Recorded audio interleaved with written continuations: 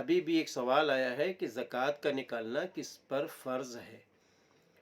زکوٰۃ ہر اس شخص پر نکالنا فرض ہے جس کے پاس 52.5 تولہ چاندی ہو یا 7.5 تولہ سونا ہو اور اس پر سال گزر گیا ہو۔ ایسا شخص اسلام کی روشنی میں مالدار ہے، اب وہ اپنے اس چاندی اور سونے کی زکوٰۃ نکالے 2.5%۔ نمبر 2 یہ ہے کہ اگر کسی شخص کے پاس سونا کم ہے، 7.5 تولہ سونا نہیں ہے، کم ہے، 52.5 تولہ چاندی نہیں ہے، کم ہے، تو دونوں کو جوڑیں گے اور دیکھیں گے کہ کیا یہ چاندی کے رقم کے یعنی چاندی جتنے بکتی ہے اس کی رقم کے برابر یہ دونوں کی رقم ہو جاتی ہے۔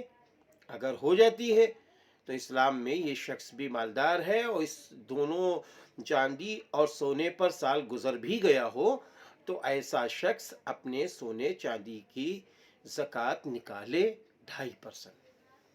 نمبر 3 یہ ہے کہ ایک شخص کے پاس سونا بہت کم ہے، چاندی بہت کم ہے، لیکن اس کے پاس بزنس اور تجارت کا سامان یا قیمت ہے، رقم ہے، تو اس کو بھی دیکھیں گے کہ چاندی کے نصاب کے برابر اگر یہ رقم بنتی ہے تو اس مال سے اور اس سونے چاندی سے زکوٰۃ نکالی جائے گی 2.5%۔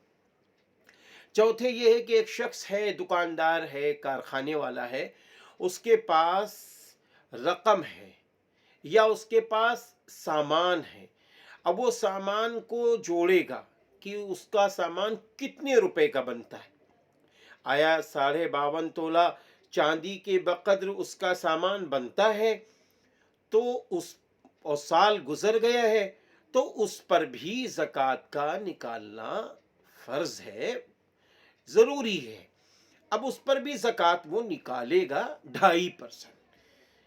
ہمیں زکوٰۃ نکالنی چاہیے، زکوٰۃ نکالنے سے ہمارا آپ کا مال پاک ہو جاتا ہے۔ حدیث پاک میں ہے کہ اگر کسی شخص نے اپنے مال کی زکوٰۃ نہیں نکالی تو قیامت کے دن اس کا مال اژدہے کی شکل میں بنا کے پیش کیا جائے گا۔ وہ اژدہا آ کے اس کی جبڑوں کو پکڑے گا، کہے گا میں تیرا مال ہوں، میں تیرا خزانہ ہوں۔